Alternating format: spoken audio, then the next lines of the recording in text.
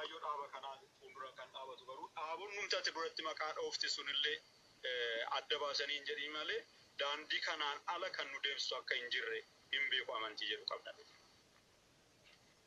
Egaa akkuma walii galaattuu Oromoon adeemsa kanarraa fayyadamaa taasisuudhaaf haala waliigaltee uumtan kanaan qabxiiwwan kana irratti fayyadamaa taasisa Oromoo kan jettan gaggabaabsaa deemee namni dhiphoodha nuun jedhu hin jiru nutis dhaabonni Oromoo kamiyyuu dhiphoodha amantii jedhu hin qabnu. Ana akka nama tokkotti dhaabni Oromoo kamiyyuu dhiphoodha amantii jedhu hin qabnu.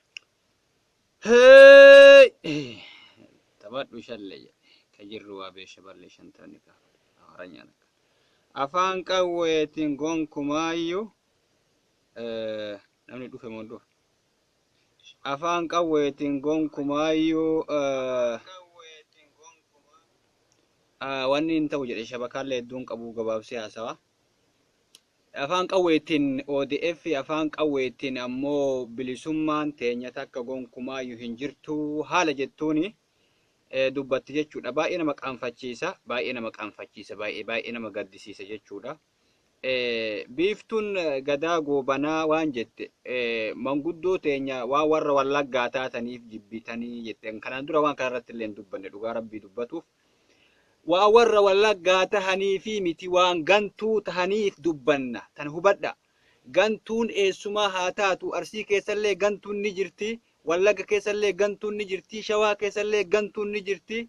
Bakka maraa gantuu waan jirtu waan gantuu ta'eef yakka isaatiif uummanni Oromoo qeeqa malee namni Wallaggatti dhalattee fi Arsitti dhalattee qeeqoon kumaayyuu hin jiru. Tana hubadhu. Tana beeki jechuu barbaadetti bilook na goote wanni gabbuusati ammoo akka bira ga'u godha jechuudha. Ani dubbii hedduullee dubbadhu. Dubbii Habtaamuu Lammii dhageeffadhe baay'ee natti tole. Waa lama dubbate dubbii lama jechu. Waa lama siidhaama yoo qabaatte firee ka Umar Suleymaan jedhe san garte. Waa lama dubbii bareedduu lama dubbate. Dubbiin inni dubbate anillee dubbima san jajjabeessuu barbaada. Dubbii Habtaamuu Lammii dubbate san. Dubbiin nurraa dhiisa walgeettii amma tana nurraa dhiisa 0-0 bu'aa takka hin qabu jechuun namni miseensa waa takka jalaa hin qabne ODF jechuun nama sadihin dhugaa rabbiitti osoo amaarri naa walii galte irra gaariidha. Maaliif anaa dhufu isiniin jenna anaa walii galte irra gaarii maaliif nama baay'ina hordofa uummata hedduu walitti qabuu danda'a. Waltajjii osoo waame nama 500 ol walitti qabuu danda'a. Garee hedduu ijaaruu danda'a. Asumarraa warra Facebook kanarraayyuu nama hedduu uummata Oromoo biratti haga tokko fudhatama qaba jechuudha. Jara sadiin sanirra. Kuni duwwaadhaa waan irra haasawaniifuu yeroo itti finduu hin qabnu. Wanni amma Atlaantatti deemuu qabu haasawaa miti. Dubbii miti akkuma Habtaamuu Lammii jedhe qawwee qofa. Qawwee qofa kuni gowwummaadha. Maali? Dhimni ijoolleen atarda an takuuna rafiiqa qawmin lahum zaaduu wa anta bighayri zaadi.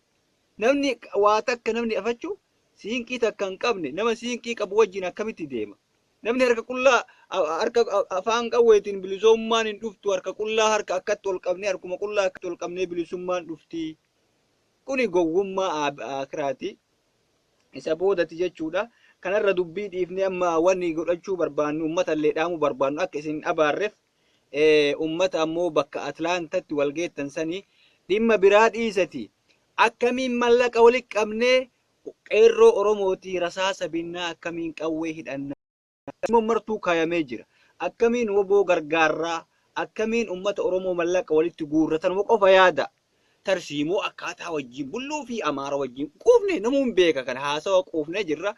Sabaaf sablammoota maali jinni jaanka haasawa ammalee colataa irra guddaa waan isaan barbaadan harka dhahuu fi amaara jechuudha. Afaan hin beekanii beekte harka dhahuu fi achi gubbatti leencoo lataa bahee madirak irratti haasee harki dhahemee fi eenyu bakka buutee adeero eenyu bakka buutee bakka san Oromootamtu achi si kaayate.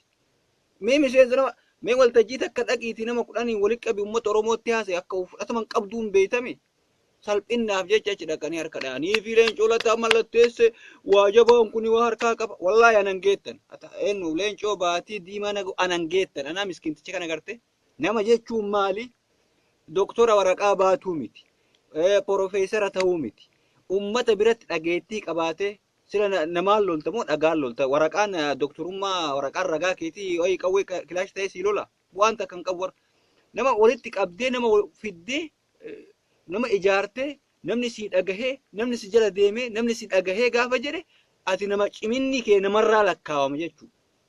Amma bosona baalee amma ciminni isaa marraa lakkaawama. Ummata baay'ee meeqan hordofa rabbi sodaadhate. Ummata Oromoo meeqatu na hordofa. Meeqatu ammoo na hordofa meeqatu na dhagaha. Dhuga dubbiin ta'e nama meeqan naan jedha. Fedhu haalaafaa ta'u fedhu wallaalaa ta'u namni na hordofa jala deema. Osoo nama 500 illee taate namni na hordofaa jiraami. Namni nama isan dhageenne hin qabne namni tokko abbaa kanaa jedhee namni yoo doktora taate illee abbaa kanaa jedhee namni sin laalle gatii takkaa hin qabdu jechuu akkasiif madaale. Osoo namni na dhagahuu baatee osoo namni na beekuu baatee osoo namni na jaalatuu baatee ani maal godhaafu maayyuu iyya cal'isee ta'a jechuu. Kanaafuu amma qawwee irratti rarraafadha gara qawweetti deebi'aa dubbii jaraa tana dubbii nama jennee ani lakkaawu jechuudha. Gowwummaa Amaarati. Oromoo nama walitti nama dirtee fi malee Amaaranyaan silaa dubbadhe. Namni leencoo wallahi sitti dira Amaara yaa leencoo dhugaa rabbiitti. Maal jedhaan beekta namni Amaara baddannotti ajjeese arbaa gugutti joonsaayitii raawwate leencoo laa taate akkamitti hojii mallatteessitan jedhee amma qophaa'ee dhufe garuu maal godhamee Oromoo walitti hin buusu jechaaf malee akka isaan si jibbanii achillee ari'amtuun godha. Homaa harkaan qabdu. Homaa waa irraan eeggatina. Waa takka harkaan qaban jechuudha. Maalin gowwaadhamii jarrillee waa takka hin beektu.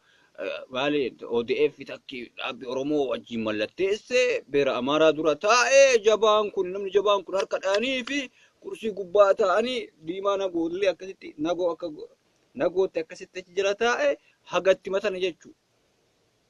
Hagatti matana malee waa takka waan hin jirre akkuma dubbiin taanii dubbadhu takka illee hin jirtu. Taabtaamuu lammuu dubbateerra dubbiin hin jirtu. Isaanumuu waliigalee mee wal haa baasanii akka ta'an haa ta'anii tana dhiifne nuti amma walgeettii Atlaantaatti garte dhaabni adda bilisummaa Oromoo akkasi dhaabni kaawaa akkasi ijannoon kenna akkasi barbaarba dubbiisatti waliigaltee jinni jaankaa walii mallattees maal qabdanii homaa takka harkaan qabdanii dhugaa guutuun keessanuu 0-0 hullum 0-0 jedhee sirba tokko isin maxxansee jira ka Amaara ta'u garte 0-0 dha dubbiin amma jirtu maali nama jechuu qawwee waan qawwee dubbadha dubbii dhiisa.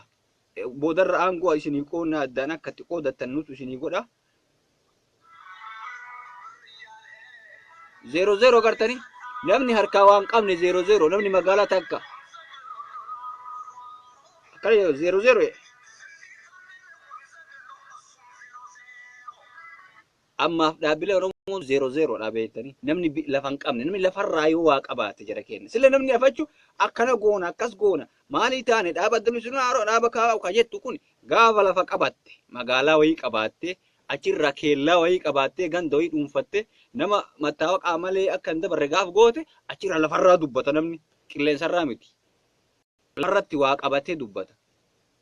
Ati hoo jechuun ni mala ani dhugaa rabbiitti biyya tanatu biyya badduudha malee biyya tanatu carraa bakka walgeettii fi maali naan goone malee nama Oromoo walitti qabuu hin danda'a.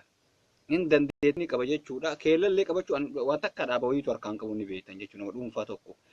0-0 haasa'ii naannurraa dhiisa. 0-0 haasawa 0-0 dhiisati. Namuuyyu jechuudha. Qeerroon qabnuu fi waraanni qabnullee waan qabdan walitti qabaatii qawwee bitaa waan qawwee irratti haasawa achi yoo geettan bismillaahii ta'e isin eegaltaniin akkamiin qawwee binna rasaasa binnaa malee dubbinurraa dhiisa. Ebalu hagas dubbate. Nuti dhaaba 55 dhaaba ebaluuti. Nullee kaayoon teenna tana waliigaltee silmaa irratti waliigaltan. Anna dhibii barra waliigaltee maal irratti waliigaltan? Waayyuu harkaan qabdan 0-0 dha. Namni waliigaltee hin godhuu dhaabbiin Oromooti. Dhaabbiin Oromoota biyya alaa jirtuu fi ODN Oppoodiyoo waliigaltee taate waliigalteedha. Oppoodiyoon wayyaanee jalaa baatee gara abaa'ootti eenyu uummataatti makamtee achiin booda ammoo waliigaltee jedhama kun maal tokko taate jechuudha biyya alaatii fi biyya keessa baqullaatti namuu sandaqaa jala taa'ee tumaa waliigaltee jechuun kun waan hin taane dhaamsi kiyya jechuudha ka jajjabeessee ODF bira dabarre dhaamsi kiyya irra deebi'ee dubbii Habtaamuu Lammii san jajjabeessee dubbadhu waan biraa dubbii dhiisati ebalu akkasii ebalu gantuu jinni jaankaa dhiisati waa'ee qawwee irratti haasawa.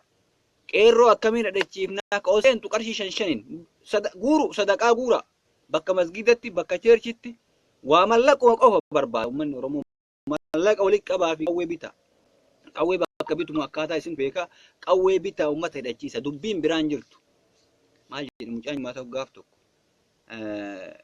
yemiin yasarii hin dandeenyu jedhe yemiin yasarii hin dandeenyu qad jennee dura deemnee qawwee binee ummata Oromoo gargaaru bes dubbiin jirtu kayoo asii gargaar ummanni hin beeka karaa deemu akkaataa dalagu ni beeka qeerroo biyya keessaa qawwee hidhachiisu qofa walgeettisan irratti achi dhaqxanillee naaf osoo ta'een qarshii 5 kiisii kan dhaqiiti sanduuqa keessa buusi deema birri wali guura dubbiin barbaannu ebalu haga saasee baga dubbate kunin an gaafii qabu maal gaafatte abboleessa kii yaadi maal gaafatta amma gariin ODF in kana gaafadda ODF yoo dhufte kopheen akka booshisanti achi ari'a waltajjisan irratti jechuu yoo dhiira taate waa gaafii miti diimaa nagoo haa ta'u bayaana soobaa haa ta'u kopheen darbadha waan takkasin godhan dubartiin Oromoo takka ol ka'iiti bada saree jedhiini akka booshisanitti kopheen dhahi achi baasa waan saniin alatti ammoo mallaqa walitti guuraa qeerroo gargaara isiniin jedha asumarratti dhaabanatti fakkaatti amma dheerate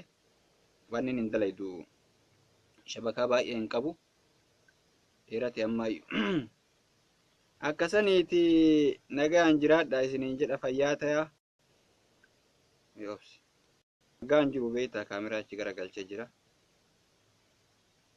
akkasanii jabaadhaa jiraadhaa fayyaa ta'a isiniin jedha nagaa irratti